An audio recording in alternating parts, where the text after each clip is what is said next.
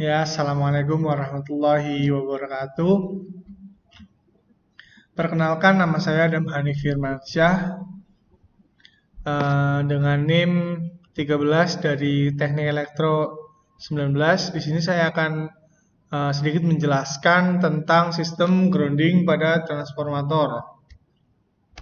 Kita mulai dari tujuan sistem grounding.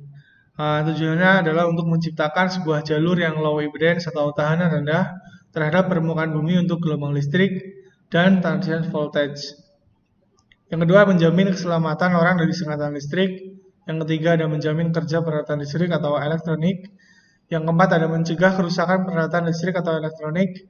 Yang kelima, ada menstabilkan tegangan dan memperkecil kemungkinan terjadinya flashover ketika terjadi transient. Terus untuk merencanakan suatu sistem pertanahan ada beberapa faktor yang perlu dipertimbangkan, yaitu antara lain yang pertama tahanan jenis tanah, yang kedua ada struktur tanah, yang ketiga ada keadaan lingkungan, yang keempat ada biaya, yang kelima atau yang terakhir ukuran dan bentuk sistemnya.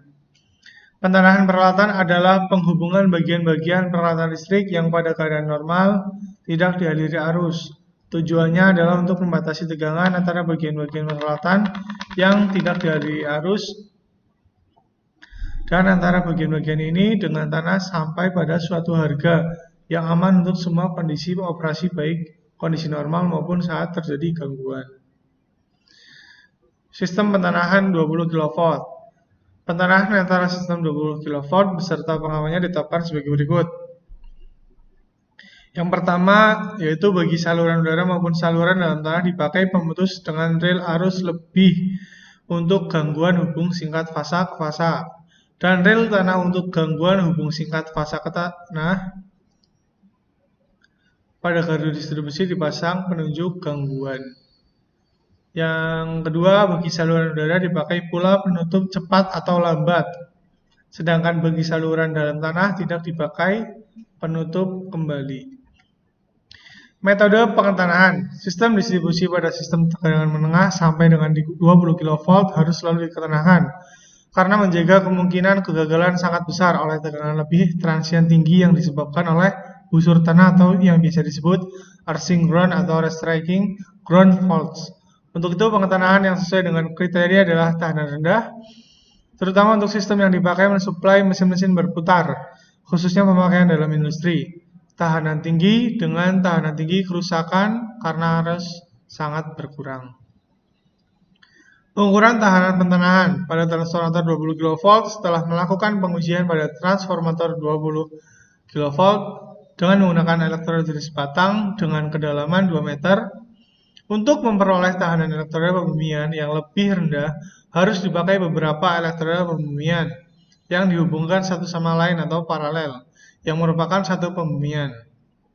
Elektroda yang digunakan pada pentanahan transformator tergantung pada kondisi tanah daerah tersebut. Maka, elektroda yang dipasang harus disesuaikan. Setelah melakukan pengukuran, hasil yang diperoleh sebesar 2 ohm sudah bisa digunakan karena harga tahanan maksimum yang diperbolehkan adalah 5 ohm. Maka untuk mendapatkan tahanan yang lebih kecil, perlu dilakukan penambahan satu batang elektroda. Dan semakin lebar jarak penanaman kedua elektroda, maka akan semakin kecil nilai tahanan pembumiannya.